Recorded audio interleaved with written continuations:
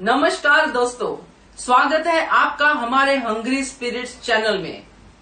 Big boss Marathi की बात करने के लिए आप लोग जितने उतावले हैं उतनी ही उतावली मैं हूं, क्योंकि कल हुआ बिग बॉस मराठी के सीजन का सबसे बड़ा झगड़ा। इससे पहले इतना बड़ा झगड़ा नहीं हुआ, इसी के ऊपर बात करेंगे।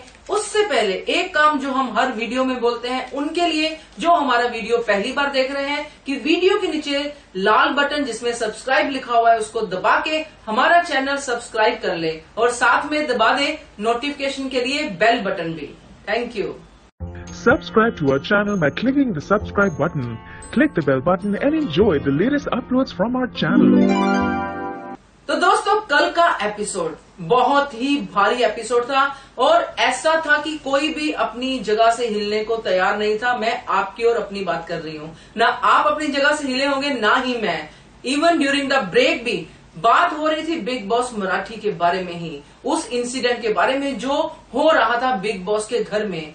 उससे पहले मैं ये बात करना चाहती हूँ आपसे कि कैसे ये रोमांस जो है टपक रहा है दोनों के चेहरों से, सही से भी और पुष्कर से भी। पुष्कर जो काफी देर से इसको लेके बात नहीं कर रहा था, अब वो यहां तक पहुंच गया है कि हम लोग बहुत अच्छे फ्रेंड्स हैं, बहुत ही अच्छे फ्रेंड्स हैं और हमारी थॉट्स कितनी मिलती है, सही हम लोग कितने अच्छे हैं, हम कैसे सोचते हैं, हमें एक दूसरे का पता चल जाता है, ब्ला ब्ला ब्ला ब्ला ब्ला, बहुत सारी बातें की। और सही ने फिर से डिमांड कर दी कि please hug me Pushkar, please hug me Pushkar. और पुष्कर जो है पुष्की, वो झिझकता हुआ उसको हक कर दिया और सही ने फटाक से उसका किस भी ले लिया। आप देखो कैसे वो लड़की एक के बाद एक आगे बढ़ती जा रही है। फ्रेंड्स है, ओके, किस ले लिए कोई बात नहीं, मगर पुष्कर को ये बात नहीं आई पसंद। अगले दिन सुबह उसी बात का हुआ जिक्र और उसी रात हुआ, अगले दिन सुबह तो फिर से हक किया और सॉर्टेड हो गया। अब अगले दिन शुरुआत हुई एक नई चीज की जो कि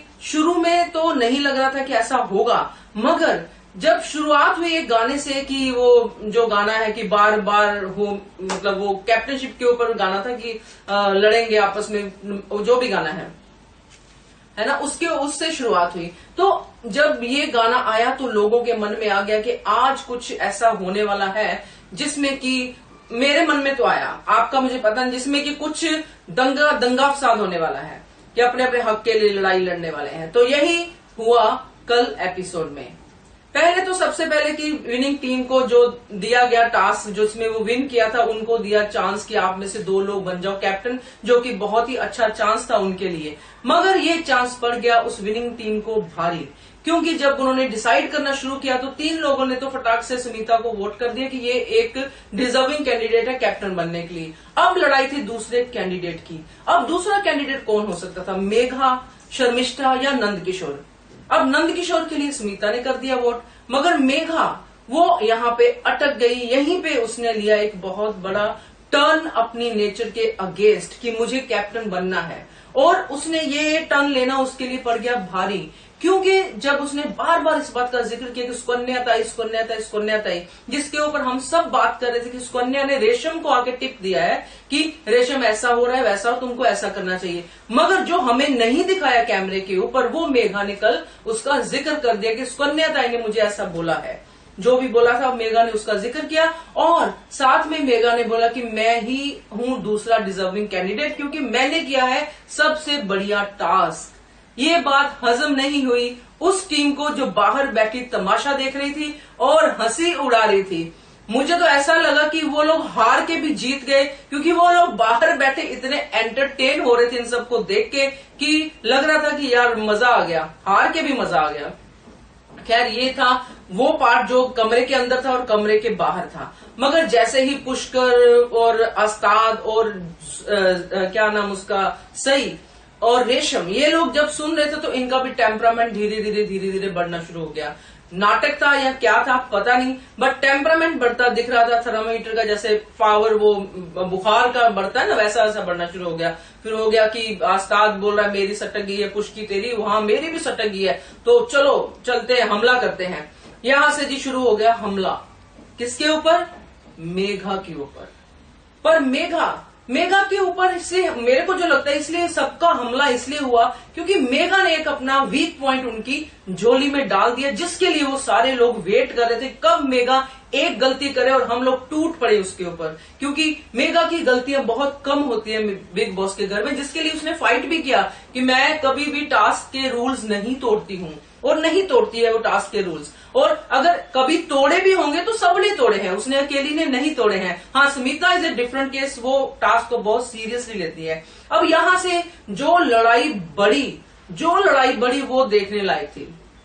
पुष्कर, आस्ताद, रेशम, सई, ये सब चढ़ के राष्ट्रमणि लेके मेघा के ऊपर। जो चुप थे वो थे विनिंग कैंडिडेट, जो उस टास्क के विनिंग थे। स्मिता कुछ नहीं बोली उस लड़ाई में, ना शर्मिष्ठा बाद में बोली, ना तो नंदकिशोर बोले, ना ही कोई और बोला। तो ये जो 4 लोग बाहर बैठे थे वो जैसे भरे पड़े थे, मौका ढूंढ रहे थे, और आके उन्होंने मेघा के ऊपर अटैक कर दिया। मेघा ने अपने डिफेंस में बहुत कुछ बोला, मगर मुझे यहाँ पे जो भी हुआ, मुझे यहाँ पे मेघा की तारीफ करनी ही पड़ेगी, गलत या सही, बट इतने लोगों के आगे टिके रहना और अपनी डिफेंस करते रहना बहुत बड़ी बात है दोस्तों। नहीं तो मेरे जैसा बंदा तो रो देता तब तक कि यार इतना, यार एक जीतने के लिए इतना सब हो रहा है। अगर मैं बोल रही हूँ कि मुझे कैप्टन बनना है, अगर मैं इनसिक्योर फील कर रही हूँ, क्योंकि कैप्टनशिप का टास्क सिर्फ इसीलिए होता है क्योंकि जो बंदा सोचता है कि मैं इनसिक्योर, मुझे एक हफ्ता अपने आप को बचाना है, वो कैप्टन बनना चाहता है। और सब कैप्टन बनना चाहते हैं, क्योंकि बाहर क्या हो रहा है उनको पता नहीं चलता है।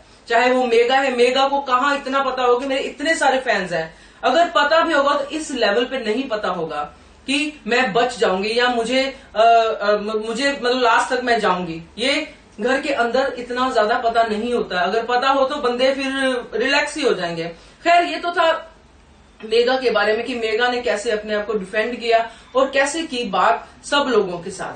अब यहां से जो मेगा का टेम्परामेंट बढ़ा, उसमें उसने 1-2 ऐसे वर्ड्स बोल दिए जो कि एक दूसरा चांस था इन लोगों के लिए मेगा के ऊपर भड़कने का।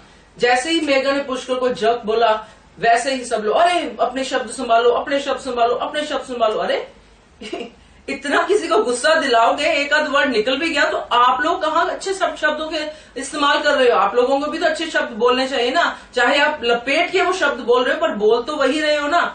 आप उसको लायर बोल रहे हो, आप उसको बोल रहे हो धोखा देती है, ये देती है, वो देती है, वो कोई अच्छे शब्द थोड़ी है। तो आपको भी तो समझना चाहिए ना। तो अगर किसी एक लेडी को आप ऐसे घेर के और इतना टेम्परामेंट उसका बढ़ा रहे हो, फिर एक वर्ड वो बोल देती, फिर आप टेम्परामेंट बढ़ाने की कोशिश करते हो, वो तो भाई मेगा थी जिसने कान बंद कर लिए और अपने आप को उस सिचुएशन में भी हैंडल कर लिया, है ना। अदरवाइज बहुत मुश्किल है। आप लोगों के लिए एक खुशी की बात मैं ये बताऊं कि आपको अगर याद हो बिग बॉस 11, उसमें इसके साथ अपना जो विनिंग थी उसके साथ भी ऐसा हुआ था, है ना। उसने भी क्या नाम था उसका, सर आप बताएंगे क्या नाम था? शिल्पा शिंदे। हाँ, शिल्पा शिंदे, हाँ सॉरी, शिल्पा शिंदे। मैं थोड़ा नामों में थोड़ी सी कंफ्यूज हो जाती हूँ, तो मुझे थोड़ा माफ कर देना। तो जब शिल्पा शिंदे के अगेंस्ट भी आपको याद होगा पूरा का पूरा घर हो गया था। इवन अर्शी खान जो उसकी सबसे फेवरेट थी, सबसे अच्छी दोस्त थी, वो भी उसके अगेंस्ट हो गई थी, मगर शिल्पा मस्त हाथी की तरह आगे बढ़ती रही और सेम मेगा कर रही है। तो आप लोग रिलैक्स हो जाइए, कुछ भी हो, ये सब ड्रामा जो हुआ है घर में ये मेगा के फेवर में ही जाएगा। चाहे सही जितना भी जोर लगा ले, पुष्कर जितनी भी अपनी दोहाई दे ले, आस्ताद जो भी कर ले, मगर ये सब जाएगा इसके मेगा के फेवर में ही। रेशम का मजा आया, रेशम ने मजा लिया इस पूरे सिचुएशन का, वो एक अलग बात है, एक अलग टॉपिक है। तो आपके साथ मैं यही छोड़ के जा रही हूँ कि आप बिल्कुल टेंशन मत लीजिए। मेगा जो है फाइटर है और वो अच्छे से अपनी फाइट करना जानती है, चाहे घर के अंदर हो चाहे घर के बाहर हो। और आप लोग देखते रहिए हमारा चैनल, कमेंट कीजिए हमारे वीडियो पे कि आपको कैसा लगा। Thank you so much. Subscribe to our channel by clicking the subscribe button. Click the bell button and enjoy the latest uploads from our channel.